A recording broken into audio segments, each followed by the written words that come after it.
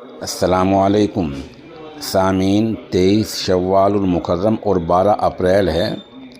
خبر کا عنوان ہے: امریکہ اور ایران کے درمیان معاہدہ تو نہ ہو سکا مگر۔ خبر سنیے تفصیل سے۔ امریکہ اور ایران کے درمیان ہونے والے طویل اور اہم مذاکرات کسی ٹھوس نتیجے کے بغیر ختم ہو گئے ہیں۔ تاہم دونوں جانب سے اشارے مل رہے ہیں کہ بات چیت کا سلسلہ اور سفارتکاری کا دروازہ مکمل طور پر بند نہیں ہوا ہے۔ امریکی نائب صدر JD وینس نے واضح کیا ہے کہ ہمارا وفد بغیر کسی معاہدے کے امریکہ واپس جا رہا ہے، جبکہ ایرانی موقف اس کے برعکس مذاکرات کے تسلسل کی طرف اشارہ دے رہا ہے۔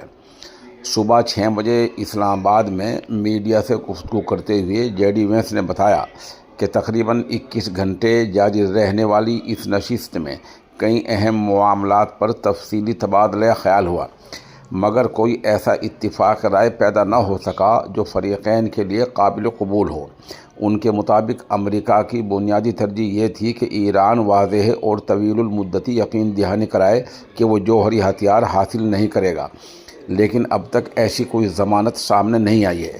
انہوں نے کہا کہ امریکی ٹیم نے مذاکرات میں غیر معمولی لچک اور سنجیدگی کا مظاہرہ کیا اور اپنی شرائط کے ساتھ ساتھ ممکنہ رعایتوں کی حدود بھی واضح کر دیں، تاہم ایران نے ان شرائط کو قبول کرنے سے گریز کیا ہے۔ JD وینس کے بقول، ہم نے پوری دیانتداری سے کوشش کی مگر پیش رفت ممکن نہ ہو پائی۔ انہوں نے معاہدہ نہ ہونے کو امریکیوں سے زیادہ ایرانیوں کے لیے بری خبر قرار دیا، جبکہ ایرانی خبررساں ایجنسی تسنیم نے بھی معاہدے کے بغیر مذاکرات ختم ہونے کا اعلان کرتے ہوئے کہا ہے کہ اس ناکامی کا سبب امریکی ہٹ دھرمی ہے۔ اہم بات یہ رہی کہ امریکی نائب صدر نے پاکستان کے کردار کو کھلے الفاظ میں سراہا ہے۔ انہوں نے کہا کہ مذاکرات میں کسی بھی کمی یا ناکامی کا تعلق میزبان ملک سے نہیں، بلکہ پاکستان نے فریقین کو قریب لانے میں بھرپور کردار ادا کیا۔ اس موقع پر انہوں نے وزیراعظم شہباز شریف اور آرمی چیف عاصم منیر کی کاوشوں کو بھی خراج تحسین پیش کیا۔ دوسری جانب ایرانی حکام کا کہنا ہے کہ مذاکرات ختم نہیں ہوئے ہیں بلکہ کا عارضی وقفہ ہے اور بات چیت کا عمل دوبارہ شروع ہو سکتا ہے۔ اس طرح ایک ہی صورتحال کو دونوں فریق مختلف زاویوں سے پیش کر رہے ہیں۔ امریکہ اسے ایک ناکام دور قرار دے رہا ہے جبکہ ایران اسے جاری عمل کا حصہ سمجھ رہا ہے۔ ذرائع کے مطابق ان مذاکرات میں چند بنیادی نکات پر شدید اختلافات برقرار رہے، جن میں ایران کا جوہری پروگرام، آبنائے ہرمز میں جہاز رانی کی آزادی اور خطے میں ایران کا کردار شامل ہیں۔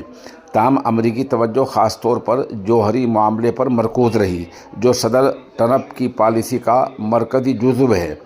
یہ مذاکرات ایک اور حوالے سے بھی غیر معمولی تھے کیونکہ تقریباً نصف صدی بعد 50 سال بعد امریکہ اور ایران کے نمائندے براہ راست ایک ہی میز پر بیٹھے۔ اس عمل نے نہ صرف دونوں ممالک کے درمیان موجود خلیج کو کسی حد تک کم کیا بلکہ مستقبل کے لیے سفارتی امکانات بھی روشن کیے۔ تجزیہ کاروں کا کہنا ہے اگرچہ فوری طور پر کوئی معاہدہ نہیں ہو پایا ہے، لیکن اس طویل نشست نے دونوں جانب کی حدود اور ترجیحات کو واضح کر دیا ہے جو آئندہ بات چیت کے لیے بنیاد فراہم کرے گا۔ اب سب سے اہم پہلو جنگ بندی ہے جو 22 اپریل تک برقرار ہے۔ اگر اس عرصے میں کوئی پیش رفت نہ ہوئی تو خطے میں کشیدگی دوبارہ بڑھنے کا خدشہ موجود ہے۔ صورتحال یہ ہے کہ بظاہر مذاکرات کا ایک دور ختم ہو چکا ہے مگر سفارتی دروازے بند نہیں ہوئے ہیں۔ الفاظ کی اہمیت بھی مسلم ہے۔